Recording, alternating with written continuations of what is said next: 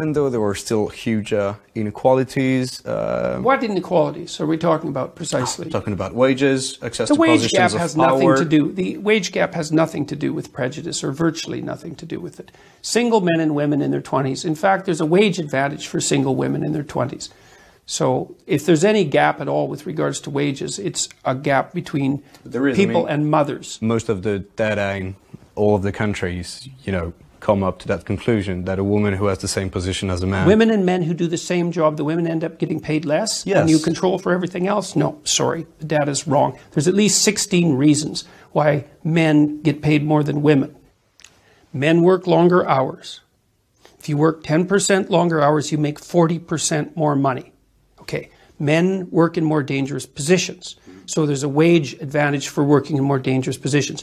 Men are more likely to move as a consequence of being required to by their job. So men are, there's more. I understand what you're saying. You're saying that there were many different points that explain why we come up to that final statistic, but that if you look at the reasons why, then it's because men work longer, because they move more than women, and they work in more dangerous positions. They're more likely to work outside. I'll take you on that. They're more likely to work in STEM fields. They're more likely to work in fields where you can scale. If you look and you say, well, on average, women make less money than men, which is also different than saying that they make less for doing the same work, because those aren't the same claims, then you have to say, well, what are the reasons that are contributing to that? You can't just say, well, it's a consequence of gender discrimination, unless you can only think about one thing at a time. On average, men are more interested in things and women are more interested in people. And that's actually the biggest difference we know of psychologically between men and women. And even though men and women are quite similar, all things considered, the extremes make a difference. So you imagine that in order to become an engineer, look, obviously not everyone becomes an engineer. You have to have a particular temperamental proclivity to become an engineer. You have to be extraordinarily interested in things rather than people. Well, most of those people are men. And if you want to become a nurse, well, then you have to be much more interested in people than you are in things. And most of those people are women. And so you get differences in occupational choice that are also, by the way, quite great in Scandinavia, especially in the case of engineering and nursing, that are mostly due to biological differences, and you cannot minimize that by social engineering.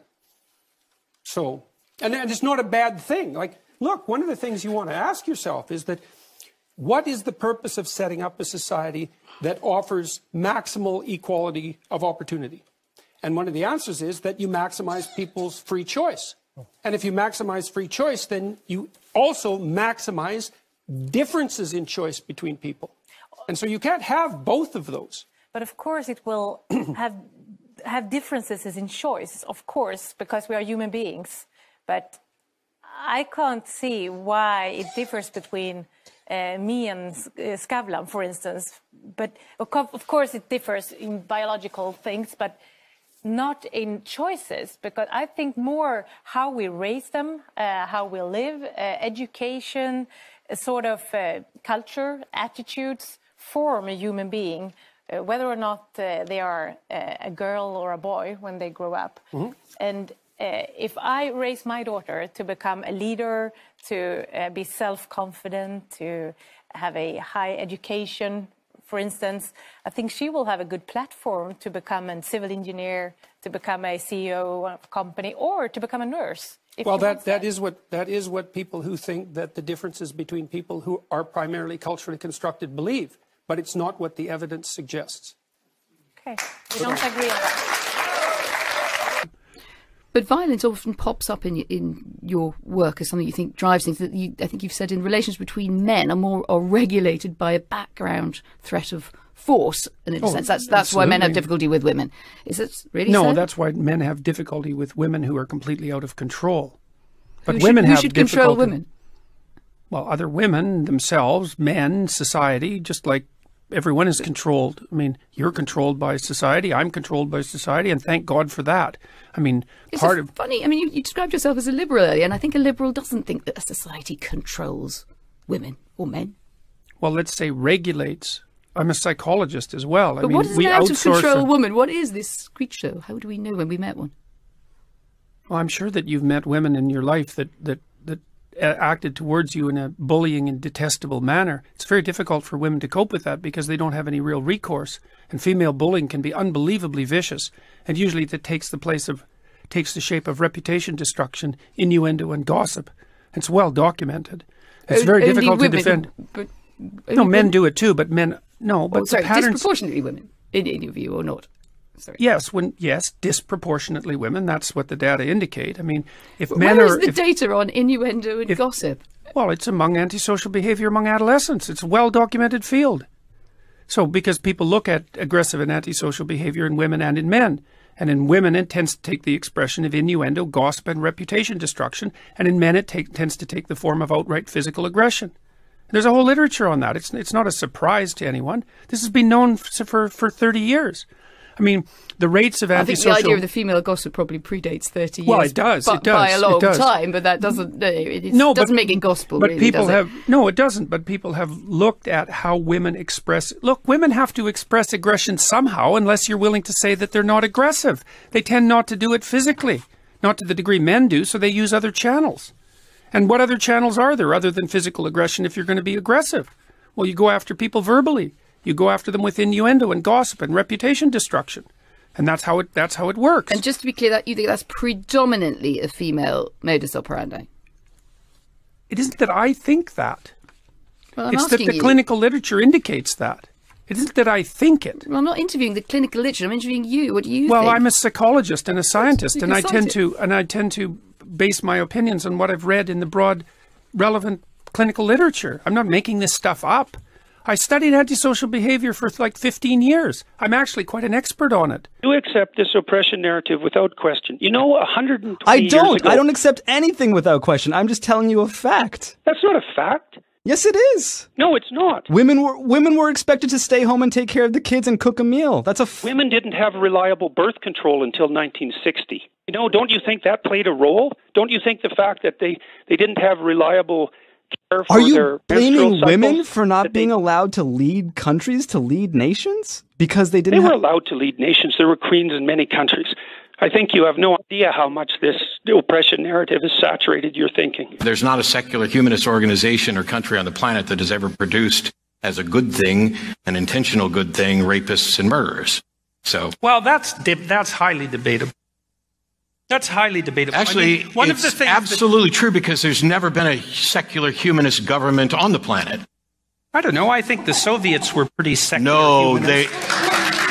Then, I know with all due apologies, you do not know the first thing about what secular humanism is. You should read the Secular Humanist Manifestos, because what happened in Russia and communist countries was an institution of a religious-like structure centered around an individual and forced atheism, none of which is consistent with humanism. You talk about, feminizing men. It almost sounds derogatory. It's almost as if you're saying that to be feminine or to express any sort of femininity is actually inferior to masculinity.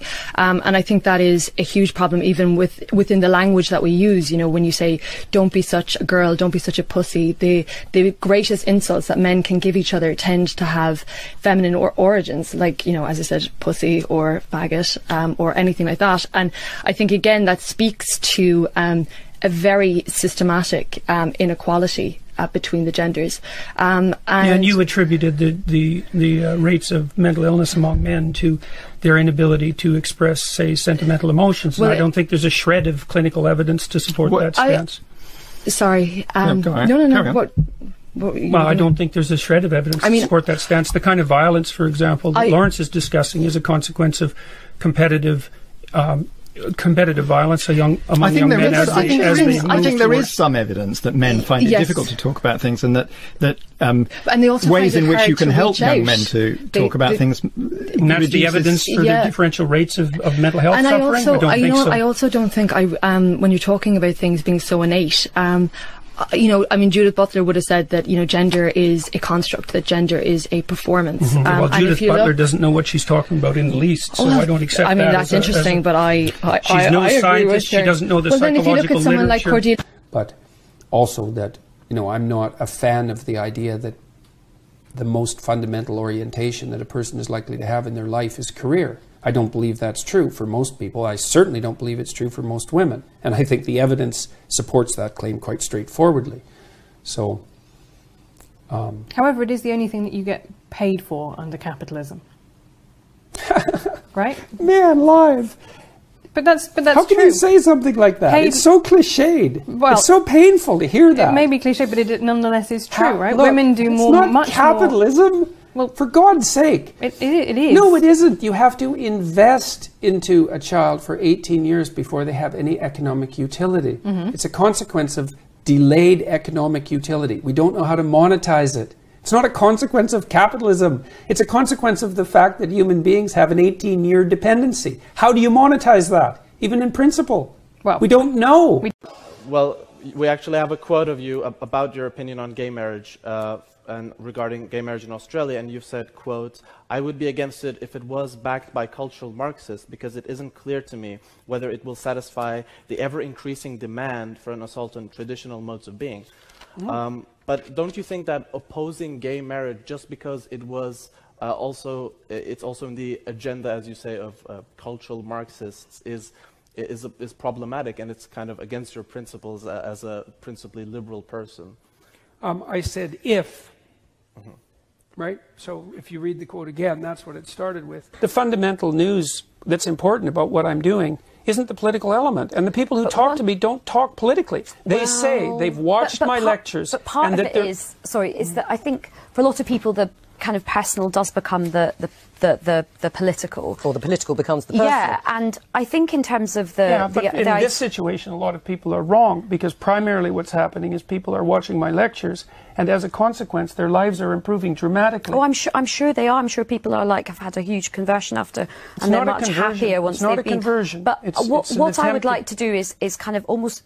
I think at the moment the discussion about feminism is very divisive, and sometimes it can sort of be like, okay, men have to lose and women have to gain. Actually, everybody has a lot to gain by greater equality. Now, whether you get the equality of outcome that you want, I think only time will tell. But certainly, equality of opportunity is very important. And actually, we can agree on that. And a lot of men would benefit from that. So I think a lot of men are having a lot of crises at the moment in terms of mental health, suicide issues, their own sense of identity, because I think some of the stereotypes put on men are quite limiting for them as well. I think they make men quite unhappy as well. The devil's in the details with regards to equality, because I'm an advocate of equality of opportunity. But I think the idea outcomes, that's an appalling doctrine. Why?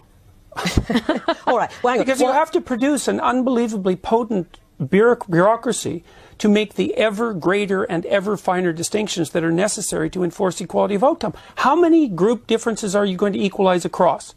Is it just gender and sex? How many genders? No, so gender and ethnicity? How many genders? How many ethnicities? How many races?